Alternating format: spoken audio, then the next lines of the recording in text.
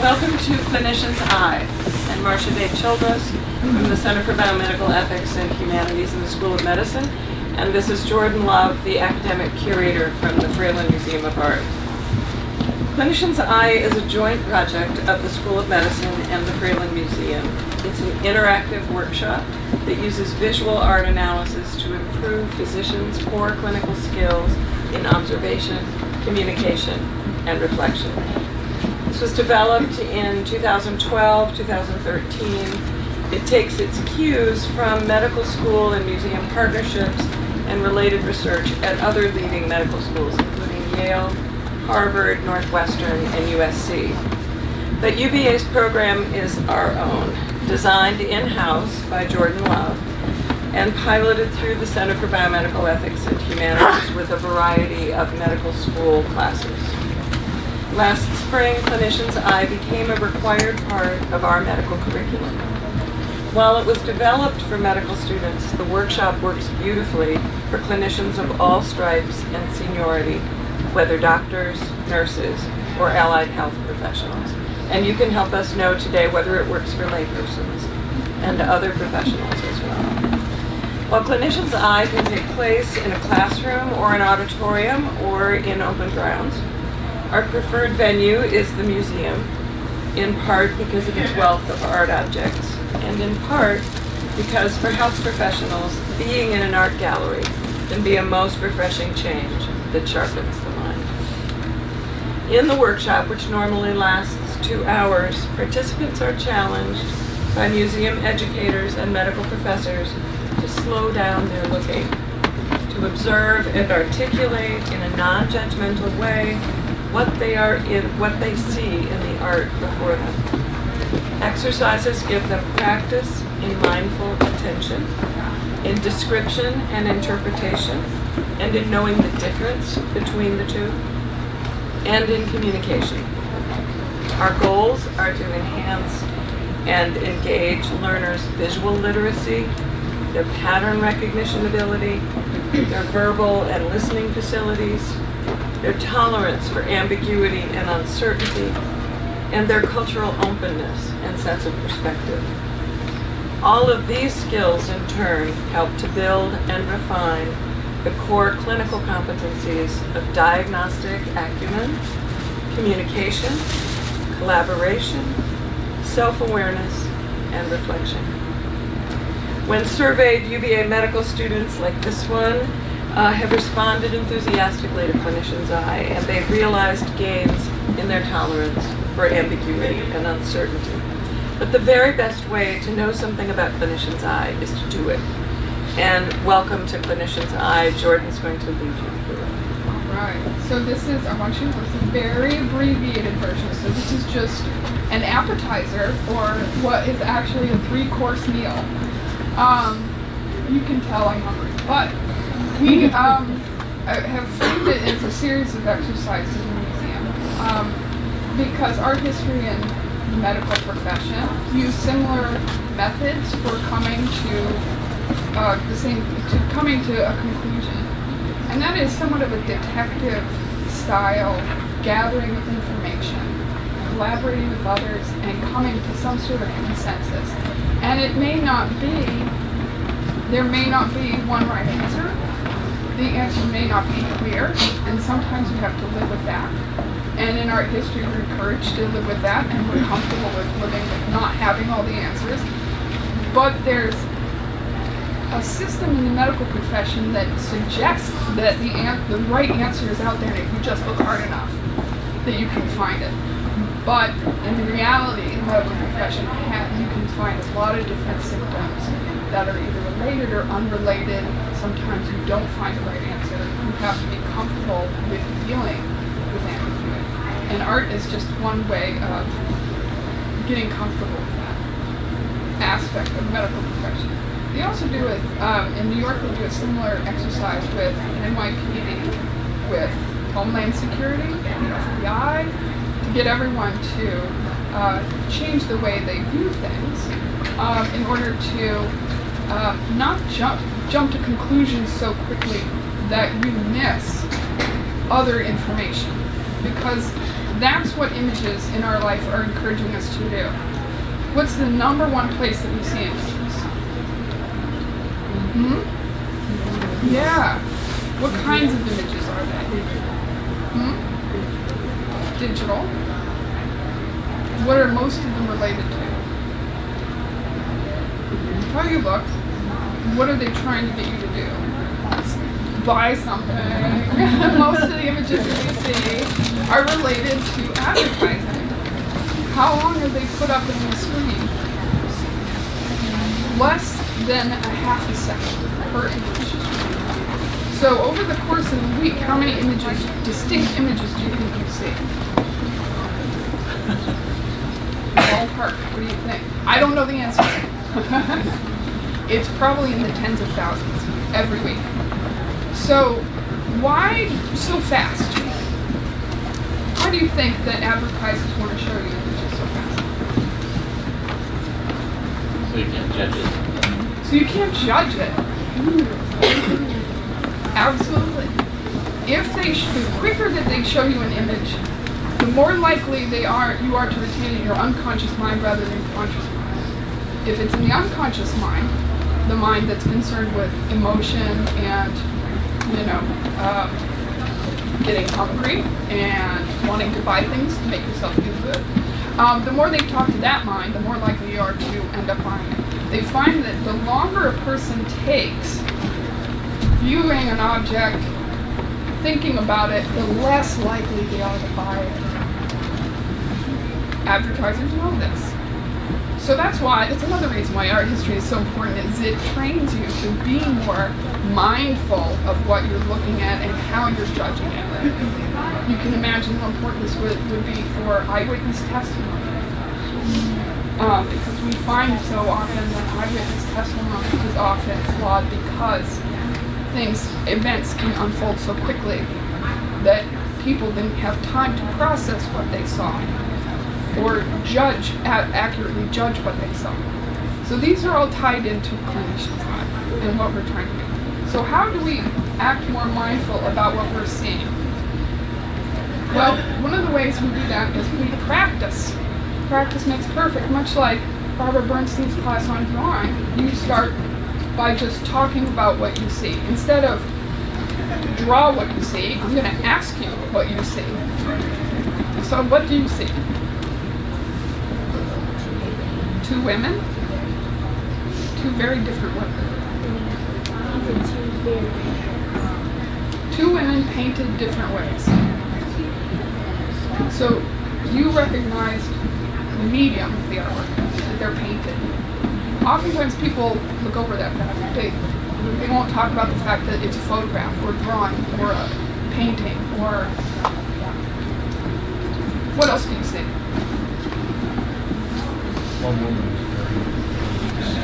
One woman is very obese and the other is not. One is dressed. One is dressed. One is not. One's awake. One appears to be awake. How do we know she might not be awake? I can't see enough detail in her eyes. What suggests she might be asleep? If we can't, see, here's an idea they have to do it. If we can't tell for sure whether her eyes are closed, what evidence tells us she might be asleep? Position of her head. Position of her head. This one, she's very, the woman seated is very relaxed. She's very relaxed.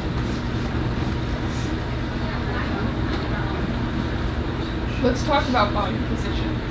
What body positions do we have? Fetal, yeah.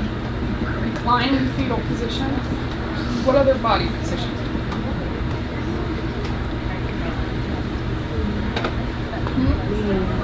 Leaning back.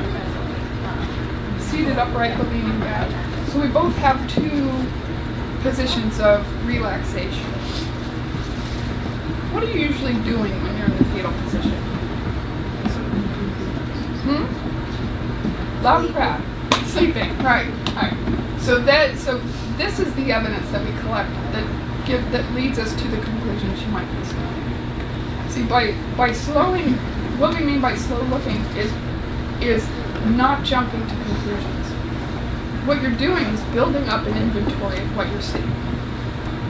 So that once you build up that inventory, then you can start drawing conclusions from it. But by just listing everything you see, you start noticing things that you might have missed if you had tried to diagnose the pain right away and figuring out who this is and what's going on. So tell me what else. Let's keep going with the inventory. What else do you see? Flowered couch. A flowered couch. Vertical versus horizontal. Vertical versus horizontal. Orientation. Forward versus back. Forward versus back. Tell me what you mean by that. The perspective is very different. This one has a bit of trompe-l'oeil and it's coming towards you. That one is back in the picture plane. One of them suggests, now what we mean by trompe-l'oeil, which means fool the eye, it means that this is a flat two-dimensional object, but it suggests that there is three-dimensional space, a representation of three-dimensional space. How do we know that there's three-dimensional space? Or how does it look like there's three-dimensional space? Perspective. Where do we look for the perspective? How do we... The angle of the chair. The angle of the chair. And the leg closest to us is lowest in the picture. Right. When you look at a horizontal line like this leg is lower than that leg, which gives the illusion that the back of the chair is further away from us and the front of the chair is closer to us.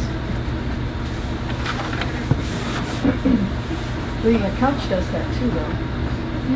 The couch does that a little bit, although it's interesting because you see it with the arm here. No, but if you look on the outside edge. The outside edge as well. Yeah. It's So tell me actually, more about some of the objects you might see in this. it's her leg that's the trompe-l'oeil. It's coming out over the edge of the couch. So it's she's kind of rolling out almost toward you, it feels like. What other things do you see here? The little bottle on the table is very curious. It almost looks like maybe a medicine bottle, a water bottle. Interesting. Yeah. We have a little bottle there. What else do you see? The shape of the furniture mimics the shapes of the bodies. That's very good. Yeah. We have maybe a taller lean chair with a taller lean woman and the kind of overflowing couch. Overstuffed. I do feel like the left picture with the girl in red, could she be pregnant? I can't really see her stomach.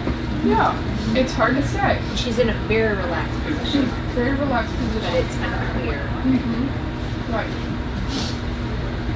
What else does anybody say? The state of the chairs reflects the state of the two women.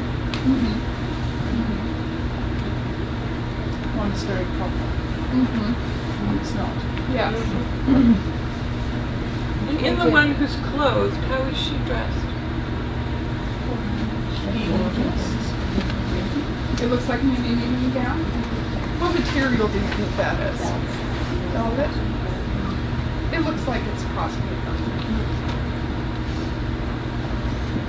The woman on the right is cradling the breast. Yes, the woman on the right is cradling the breast. Anything else? What's in the background of that? Yeah, it's a little ambiguous, but it looks like birds. What do you think it is? What does it look like to you? It's the turkey hand, barbertol. Given the style, what style of chair is this? What, if you had to date it, what date would you give this chair? Okay. Now, given the style of the chair, what do you think is going on back here? What do you think that is? Could be a screen. Could be a screen. Could be wallpaper. Victorian wallpaper often looks very flowery. So that's one. Those are some of the visual clues that would lead us in that direction. Is there anything else anyone notices? I guess I feel like her breast is very just off. Like by her neck, it looks like her blood supply is not good, and it looks like she has like 2 or 3 nipples. Am I wrong? Yeah. I mean, it looks like it could be a diseased breast. perhaps. You know, it just doesn't look normal to me. Right. The background for the picture on the right, it looks like a drape, not really a wall. Yeah. The background's a little ambiguous. Like maybe it's a drape, like maybe it's not a normal room. It's hard to tell if it's one woman that's holding something in her hands or there's a bracelet. Right. It's a little odd, this area around here. Yeah. She might be holding something, I'm not sure. How old do you think this is?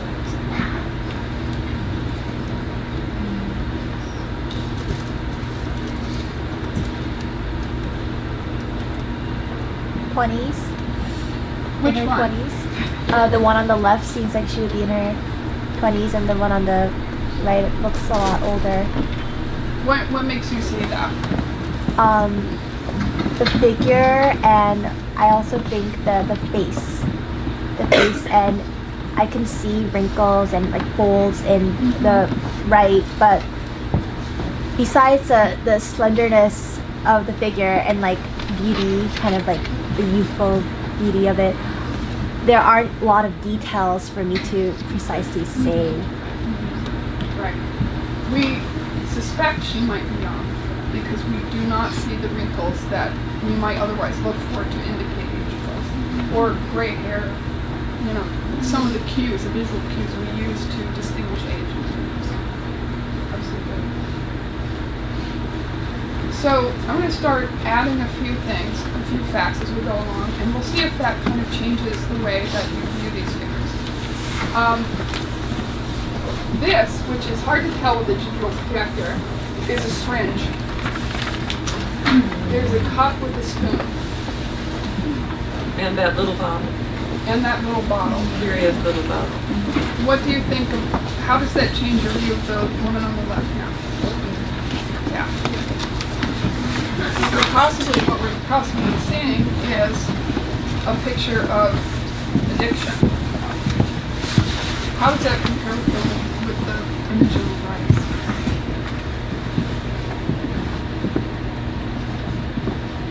Looks like she could be battered. Maybe. Or drunk. One of the reasons I put these two together is before I pointed out the syringe, if I had said, who's the healthy person, what would you have said? And now that I've pointed out the syringe, who's the healthy person? Maybe neither one. There's this curious red underneath the one on the right's chin, on her breast. Which it's ambiguous, but it suggests either battery or some kind of injury, perhaps. Perhaps, yeah. And it's never revealed. Yeah. I can tell you that this painting on the left was done by a woman artist named Emily Charmy, who's French, lived in Paris. And the painting on the right was done by Lucien Freud, grandson of Sigmund Freud. Does this alter the way that you might look at the one on the right, knowing this fact? And this one was done more recent. The difficulty for me with that is, I know that he made his people were his artists, they had to pose forever.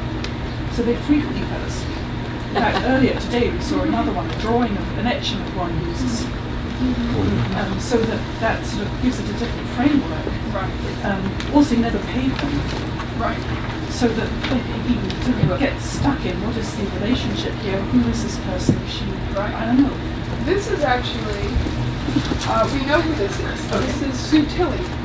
She's an unemployment officer in Great Britain, And she was his favorite model. He painted her at least a couple of times and did several etchings of her.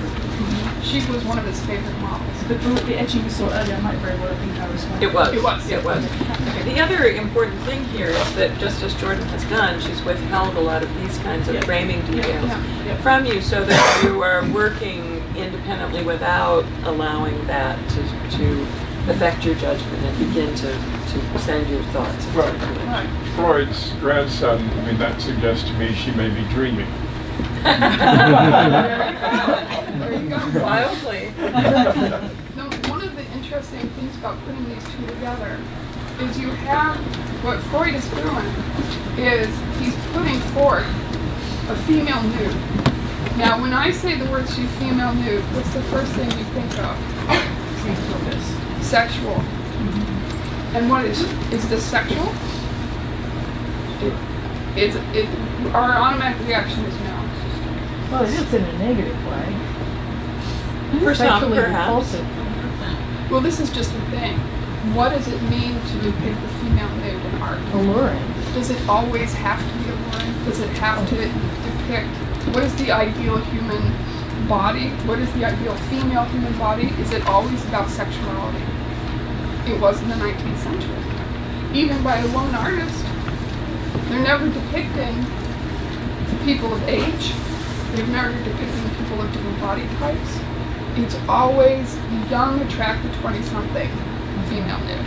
It's always about the object of male desire. And Freud is messing with that. And this is a recent picture in the 1990s, as in 20 years ago. So this is one of the reasons that I bring up these two things. We start exploring what our own societal perceptions are and what we can gain from just looking at this and what we can learn about her and what we can learn about what the artist is trying to do. And just get people to start talking about what they do see visually and come up with that inventory and see how close they can get to drawing a conclusion without knowing any facts about the artist. And usually they can get pretty close. So we're going to do a drawing exercise that I do with my students. So I want you to pair up with somebody next to you. And one of you is going to draw. It doesn't matter if you know how to draw. It doesn't matter. One person is going to draw. You're going to look at a slide I'm going to put up, and you're going to draw it. I'm going to give you 5 minutes. But here's the thing. The person who is not drawing gets to see the slide, and the person who is drawing does not get to see the slide. So you have to decide who's going to draw and who's going to describe. If you're drawing, I want you facing back in this corner. Just kind of turn your body so you're facing that direction. And if you're going to describe, you get to face this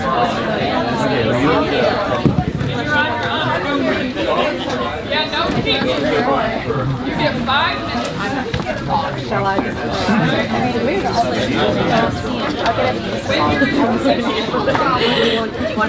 Let me know. I have an extra. Oh, you can. You're going to get 5 minutes. Alright, so you draw. Oh, I draw. All right. I will. All right. But you need to sit though. When you're ready, Don't you want to all right, here's your image. Whoops. Let's see if I can see. Here. How about that? There's a lot going on. We're a little objects, you know. And we can see in this wall that Am I allowed to ask questions? So is the orientation horizontal? surrounding the wall. What's just a picture of the sky. So we have a perspective. So there's a wall to see light clouds. So it's a room with wallpaper on 3 sides.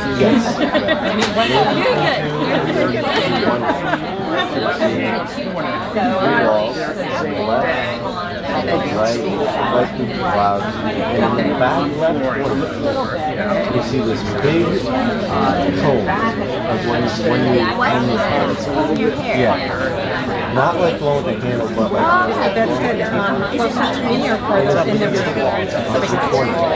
Back and if you trace it, so it's covering the whole length of the wall. It's pretty big. So it's pretty much touching the 2 inches. I'd say 50. Bigger than the bed itself, leaning up against the wall. And it is resting on top. So it mirrors all of that?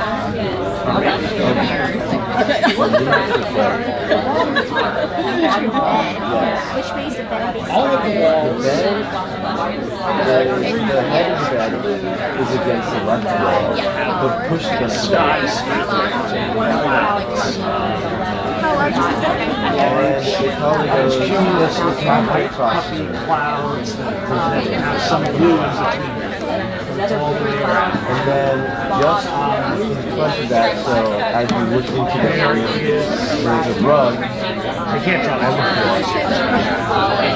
There's a big of this rug in front of this goes halfway into the room as well, but a foot beyond the rug. There's a rug. Where's the rug? Sorry. So the rug is in front of the bed as we look into the to the side of it. Up against the left side of the wall as the bed, but goes a foot into the right part. Oh, okay, gotcha. How wide is the bottom? The rug goes about a foot. Just a foot short of the bed.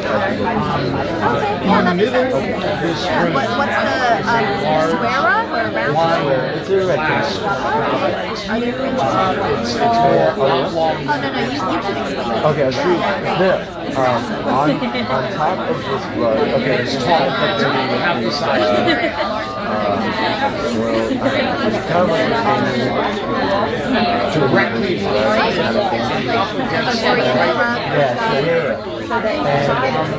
about 2 mirrors in the middle of the rug. It goes up about 2/3 to 3/4 of the frame. There is almost directly on that. There's this big The armoire has 2 mirrors. Yeah. Oh, okay, yeah. Oh, on the arm. That goes from the middle to the right. Okay. And on top of the arm there's a very large Is the head on the left? And then, just to the right of that mat, there's this box, kind of like a champagne glass. It's askew and diagonal. Going out No, champagne glass is Like mimosa. mimosa. Yeah, and is it on the rug? It is. It is on a second rug. Okay. Now there's another rug. In one of the mirrors, far right. So this glass is in the middle of the frame, but the first thing is curtain. Most forefront, so it is It's got the sashes tight. goes up to about halfway up tall down to the glass. Oh, it's good thing. And the mirrors themselves are the reflection. It's like right in your face kind of thing. Exactly. And it's to the right of the rug. A little bit to the right of the frame. In the middle of the front. To the right of the rug. Huge glass. It's the biggest thing. Exactly. Looks like a gigantic advent. And then Quite large. it's got the sides of the rug on the floor. I mean, it's bad. Is it on the inside? No, it's not. It's also slightly reflected in the mirror. To the left of the goblet is a large bar silk. That's a big bar silk. Left of the goblet is a large match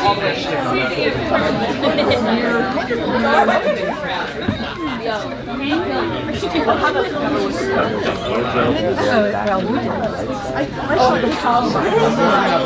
much time do you have? About a 50 pounds. The stuff around the top of the ceiling into The wainscoting? Yeah. So what was difficult about that exercise? Yeah. She would explain parts that were accurate, but I didn't have the other parts, so we allowed to turn around. Where to orient. Right. You know, and I don't know how I could do it any differently, but that's the number one responsibility. Orientation between objects. Yeah. Just getting one piece at a time. Right, right. And there was another thing as well, the comparative sizes. Scale? The scale, and I heard that the glass was 6 foot tall. I had no idea at all. Right? Right. Yeah. Is it, for my describers, did you struggle with the vocabulary? Did you find yourself trying to find the right word? Yeah. I think interpretations, like what we meant by a wardrobe, in terms of like what does your wardrobe look like, or what does your wine glass look like? Were you surprised that what you thought a wine glass looked like wasn't what your drawer was drawing? It's almost as if we see an image, then we recreate it in our mind, we try to communicate it to somebody else's mind who recreates it in their mind, and then tries to recreate it on paper. So there's like 3 or 4 different steps going on. And so if you say wine glass or water glass or whatever, it's interesting that that seems very apparent to you, but that might look completely different to somebody else. And that goes to show you just how there can be hiccups and obstacles between visual, what we see visually, and then trying to communicate that to somebody else. And this is kind of practicing this way. What did it make you do with the image, having to describe every little piece of it?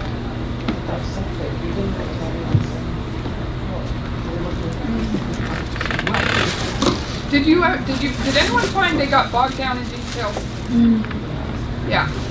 Part of the trick of trying to do this in 5 minutes is prioritizing what elements are most important. Because it's so easy to get bogged down in details that if you're trying to give someone a big picture idea, it's tricky to do that. Yeah. So the more you practice this, the more you can get better at analyzing what you're seeing, prioritizing what's most important to communicate, and then filling in the details as you have time. So you can see how doing this, and then in the medical school in Clinician's Eye, we have them change places. And so to see whether there's an advantage to knowing in advance what kind of activity is. If you're a drawer, is that going to make you a better describer next time for the other person? And we give them a new image the second time around. So it's a strange image. Yeah. It's a Japanese triptych of a giant skeleton. I might add, that's a strange image as well. Yeah. This is the easy one. This is the easy one. I bring up the second one, this is what I hear. Oh.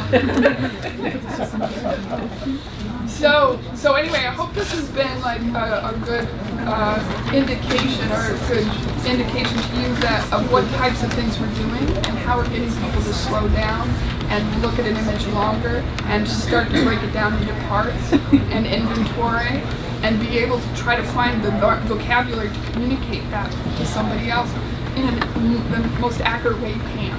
You know, as Barbara mentioned with drawing, practice.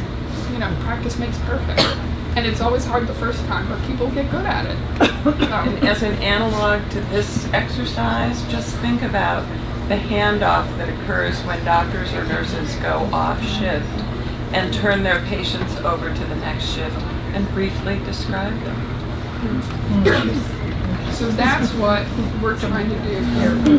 Get this habit into that framework. So thank you very much. Thanks a lot.